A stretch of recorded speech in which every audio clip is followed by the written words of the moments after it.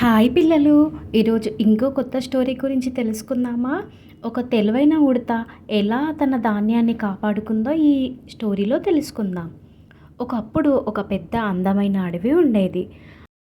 ఆ అడవిలోనే ఒక తెలివైన ఉడత ఉండేది. దాని పేరు చిట్టి. చిట్టి ఇతర ఉడతల్లా కేవలం గింజలు తినడమే మాత్రం కాదు, ముందుగా ఆలోచించడం, జాగ్రత్తగా జీవించడం ఇష్టపడేది.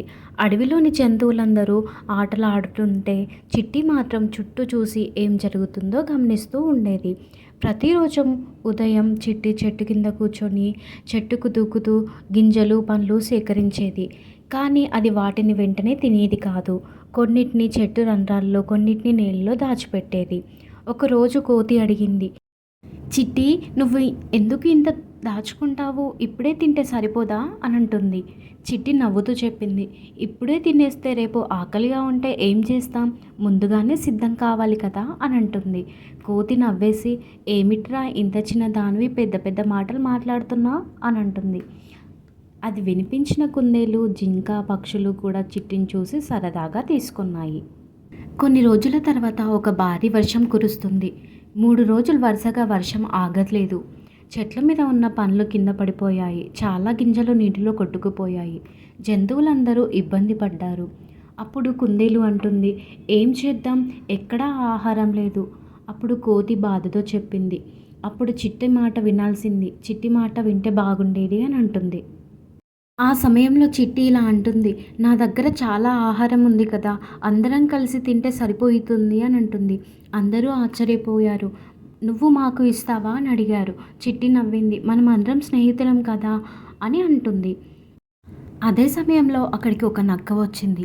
అది చాలా తెలివిగా కనిపించినా లోపల చాలా కపటమైనది. నక్క ఆలోచించింది, ఈ చిన్న ఉడత దగ్గర చాలా ఆహారం ఉంది, దీన్ని మోసం చేసి అన్నీ తీసుకెళ్ళాలి అని అనుకుంటుంది. నక్క చిట్టి దగ్గరికి వెళ్ళి మధురంగా మాట్లాడుతుంది. చిట్టి, నువ్వు చాలా గొప్పదానివి, నేను నీకోసం ఒక బహుమతి ఇస్తాను అని అంటుంది. అప్పుడు చిట్టి అడుగుతుంది, ఏంటి ఆ బహుమతి అని అంటుంది. నక్క చెప్పింది, అది ఒక మాయా గింజ, దాన్ని నాటితే పెద్ద చెట్టు అవుతుంది అని అంటుంది. చిట్టి వెంటనే నక్క ఉద్దేశం అర్థం చేసుకుంది. ఇది నన్ను మోసం చేయాలనుకుంటుంది అని అనుకుంటుంది. అది ఒక ప్లాన్ వేసింది. సరే, ముందు ఆ బహుమతి చూపించు అని అంటుంది. అప్పుడు నక్క, ఒక చెట్టు పైన పెట్టాను, అది అక్కడ ఉంది అని అంటుంది. చిట్టి నవ్వుతూ చెప్పింది, అయితే నువ్వు వెళ్ళి తీసుకురా అని అంటుంది. నక్క ఆ చెట్టు ఎక్కడానికి ప్రయత్నిస్తుంది, కానీ అది ఎక్కలేకపోతుంది. మళ్ళీ మళ్ళీ ప్రయత్నించి కింద పడిపోయింది. అన్ని జంతువులు నవ్వాయి. నక్కకు సిగ్గేసి అక్కడి నుండి పారిపోయింది. తర్వాత చిట్టి ఇలా అంటుంది, మనలో ఎవరు మోసపోవద్దు, కలిసి ఉంటే ఎవరు మనల్ని మోసం చేయలేరు. ఆ మాటకి అందరూ అంగీకరించారు. అప్పటి నుండి జంతువులందరూ కలిసి ఆహారం సేకరించేవారు. ముందుగా దాచుకునే అలవాటు నేర్చుకున్నారు. చిట్టి అడవిలో అందరికీ ఆదర్శంగా మారింది. అది చిన్నదైన తన తెలివితో పెద్ద సమస్యలను పరిష్కరించింది. పిల్లలు, ఇందులోని నీతి ఏంటో తెలుసుకుందామా? ముందుగా ఆలోచించడం, తెలివిగా నిర్ణయాలు తీసుకోవడం జీవితంలో చాలా ముఖ్యం. పిల్లలు, ఈ స్టోరీ మీకు నచ్చిందా? నచ్చితే BRR టీవీ ఛానల్ని సబ్స్క్రైబ్ చేసుకోండి.